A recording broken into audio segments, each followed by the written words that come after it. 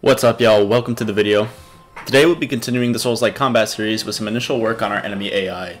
In the last video, we left off with our setup for the enemy and boss animation, so now it's time we start putting things together in code. For this video, we'll be covering some basics on behavior trees and blackboards, as well as setting up an AI controller and some simple tasks that we'll need for basic movement. With that said, let's get started with our behavior tree setup. So, in our content folder, I've created an AI folder which holds some subfolders for organizing our different AI files. The first we're going to focus on here is our trees and boards folder. If you go into there, you'll see we've created a behavior tree called enemy BT and a blackboard called enemy BB. To create one of these, you'll first want to right click, then go over to the artificial intelligence section, and then from there you can create either of these. Now hopping into our behavior tree, first and foremost, what you'll want to do is you're going to want to connect your blackboard to this new behavior tree. Reason for this is because any special values that the behavior tree will want to reference are going to be stored in the blackboard, which I'll be showing in a bit more detail in a second.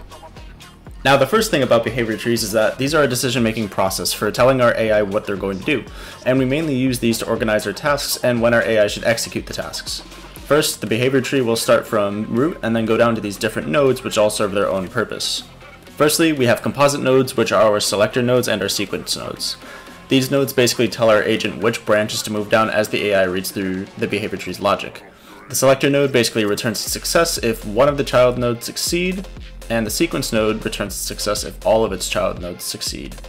In this behavior tree, we're utilizing both, and in this case, we are telling the AI to perform the tasks below, which are basically the leaf nodes of the tree. Behavior trees read from left to right, so it'll first run this find player location task, and if that succeeds, it'll run the chase player task. These are custom tasks that we'll be coding ourselves later in the tutorial as well. Now, before we get into any code, I just want to briefly show how a blackboard is set up, and it's fairly straightforward.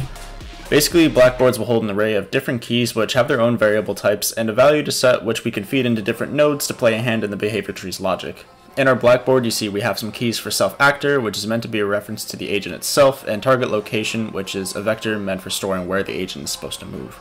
We can get more into some of the specifics of all of this later, but now we're going to start coding up some classes in C++ that we're going to need to get our AI functioning. Now, if you open Visual Studio and go to your project, you'll first want to open your Build.cs file. And this is a C# script where we can edit which modules we'll be using from the engine. And by default, all of these modules up until Niagara will be included, but we want to include modules such as Niagara so we can manage any particle systems from our code. We'll also want to add AI module, navigation system, and gameplay tasks so that we can manage our AI behavior. And lastly, we're including UMG, which will allow us to handle UI widgets from within our code. Now, once you have those modules loaded into your project, the first thing we'll need to get our AI functioning is an AI controller class.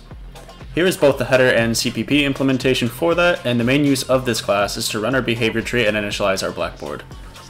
In the header here, I'm setting these tree components to be edited in blueprints using a U property, and this will be useful for when we want to reuse the same controller class but for different behavior trees. We can create different blueprint instances of this class, and for each controller blueprint, feed in a different behavior tree in the case we find ourselves making multiple enemy types. In the CPP implementation here, we are first creating our behavior tree and blackboard components in the constructor. On begin play, we are then running our behavior tree, and on possess is where we initialize our blackboard. And now that we have something to initialize our behavior trees and blackboards, we'll now want to create some tasks for the behavior tree to run. For today, we're just going to be making our enemies move toward the player, and in the later videos, we'll be creating more behaviors. This class right here is based on BT task blackboard base, and is going to find where the player currently is located, and then update the blackboard with that information. In the CPP implementation here, we're first setting the navigation system, reference to the player, and reference to our blackboard. We're then setting the selected blackboard key of that task as a vector, and we're feeding in the player's location. So every time this task is run in our tree, it's going to send this location to the blackboard and then return successful so that the tree can proceed with its other logic. Once we're able to find the player's location, we'll then want to chase the player, which is where this chase player task comes in. Similar to the find player location task, we're going to get our navigation system and blackboard reference, and then we're going to instead get the vector value from our blackboard and tell our AI to move towards that location. So, for each time this task is run, it's going to look at the blackboard, get the location, tell the AI to move there, and then return successful. And now that we have some CPP classes implemented, we now have to tie them all together into an AI agent. So, first what we're going to do is we're going to go into our behavior tree here, and we're going to add the tasks that we just made. First, we're going to have our find player location, and the selected blackboard key is going to be target location. We're going to do the same thing for chase player. And set that there. And now everything should be set for our behavior tree. Now, I also went and made a enemy controller, and what I actually did here was I referenced this from our CPP class that we made, and I fed in our BT, enemy BT, as the main behavior tree. You can also set this as the default here. And so now when we hook up this AI controller to our enemy agent, it's going to look towards this behavior tree. So now let's go into our characters folder right here and create a new blueprint character. We're just going to call this BP enemy. Alright, and the first thing we're going to want to do is we're going to want to set our AI controller class, and this is going to be BP enemy controller. We're going to go into our character mesh and we're going to set this to our zombie here. Or bring him down a little bit. And also rotate him so that he is facing towards the arrow. And then we are also going to set our blueprint for the animations. And now we have our guy here. Now if we drag our enemy out now and we test this and we hit play, we're going to notice that he is not walking. Even though he should be executing this, he should be finding the player and moving towards us. The reason why he isn't is because there isn't a navigation mesh or anything for him to reference navigation for. So what we're going to do is we're going to drag this volume called a nav mesh bounds volume. And what this is going to do, it's going to define the walkable space for our agent. So we do just 2020.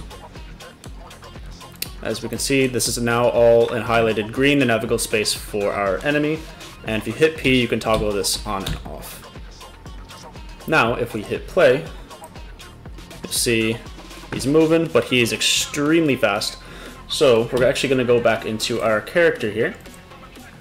We're going to go into their movement component and look for their walking speed, max walk speed, and we're going to set this something very slow, like from 600 to 100. We'll see how that looks. You should be walking as slow as a zombie now. And there we go.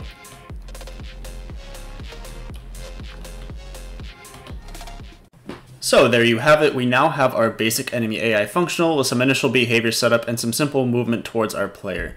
In the next video, we'll be getting into some of our attack logic and making a system for triggering those attacks. Until then, I hope y'all have a great day, and I'll see you in the next video.